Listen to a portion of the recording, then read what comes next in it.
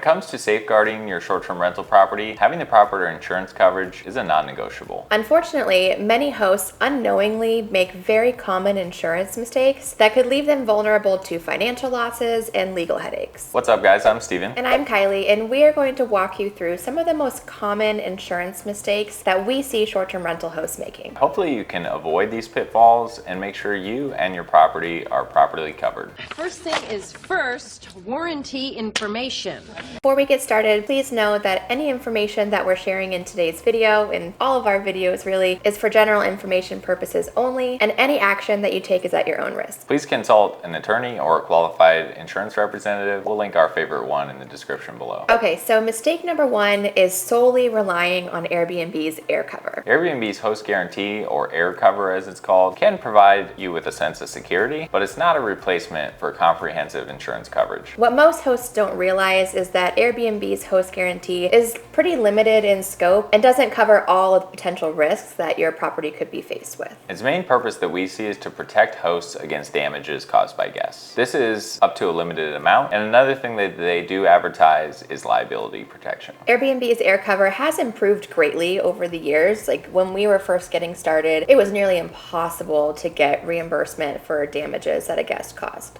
Someone trashed your house. Yeah, they definitely have seemed to up their game in favor of hosts, as we've had good luck getting damages reimbursed for this past year. If you've skimmed through the air cover benefits and you still feel like you don't need insurance on top of that, we would encourage you to look at the fine print in the limitations and exclusions section. You might get a little scared once you read that. Panicking, not panicking, I'm not panicking. Another reason to get proper insurance coverage is if you plan to set up a direct booking website or host on other platforms. Long story short, Airbnb's air cover is host assurance, but it's not insurance. Mistake number two is having landlord insurance that doesn't explicitly cover short-term rentals. Traditional landlord insurance is designed for long-term rentals, yearly rentals, and it may not adequately cover your short-term rentals. Yeah, the key distinction here is it might not apply, the coverage might not apply if you have guests only staying for a few nights. Our insurance isn't going to cover your chair anymore. So it's essential to have insurance that explicitly covers short-term rentals to make sure that your property, your belongings, and any liabilities related to guests are properly covered. Many big companies don't have endorsements that specifically cover short-term rentals, and then even if they do, this is something that you're going to have to ask for. So make sure when you get a declarations page of your policy that you do see short-term rentals explained as covered. Do you like insurance? Yeah, you better give me the insurance. When we're onboarding a new client, this is probably the most common mistake that we see. Yeah, the client has told the insurance provider that they have a rental property, and the provider writes them a landlord insurance policy, and no one really thinks more than that. But the problem here is then they wouldn't be covered for short-term stays. What about midterm rentals? When does that kick in? It depends on the policy. It's still better since it's a furnished rental. You're going to want personal property coverage on your policy. It's still better to carry a short-term rental policy, even if you are subject to 30-day plus rentals, I think. And that's what I've heard from our buddy Mike. My body! Okay, so mistake number three is having low liability coverage. Liability coverage is a critical component of any short-term rental policy. And we like to see liability coverage set at $1 million. While the likelihood of a big liability claim is pretty low, generally the cost of adding this liability coverage to your policy is fairly minor. Or increasing it from $500,000 to $1 million. Yeah, $500,000 we see as kind of a standard. Sometimes increasing to $1 million is fairly minor cost. So check that, ask for what increasing to $1 million would be, and then you kind of sleep better at night knowing that you have proper coverage.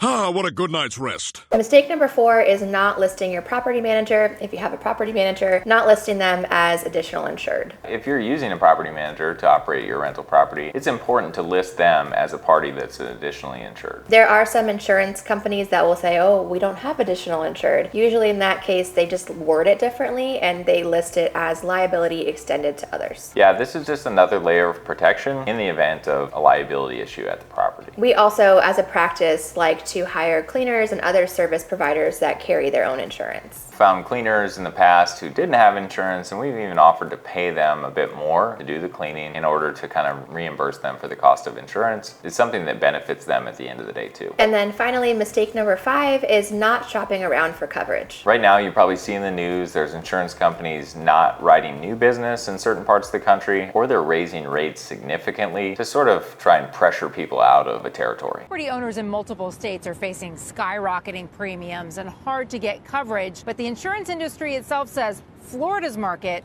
is in full meltdown. It's more difficult to get homeowners insurance here in California, and if you do get it, it will cost more. You're talking about people not getting homeowners insurance. This sounds so risky. It sounds like such a bad idea. So before just blindly accepting this new higher rate, we would recommend shopping around and seeing what all the other options are. That definitely doesn't mean to lower your standards or ignore any of the points that we made in this video. You still, at the end of the day, have to have a good policy and make sure it covers short-term rentals Explicitly. And that has adequate liability coverage and lists your property manager, if you have one, as additional insured. Remember, the insurance is more than just a formality. This is really your safety net in case of unexpected events to protect you and your financial well-being. Taking the time to understand your insurance policy, its limitations, and any potential gaps is really an investment in your financial security. By making informed decisions and working with knowledgeable and reputable insurance providers, you can rest easy knowing you've taken the steps to protect your investment. Feel free to drop any further questions in the comment section below, and we'll also be linking our insurance broker if you want to get in touch with him. Thanks for watching. We'll see you in the next video.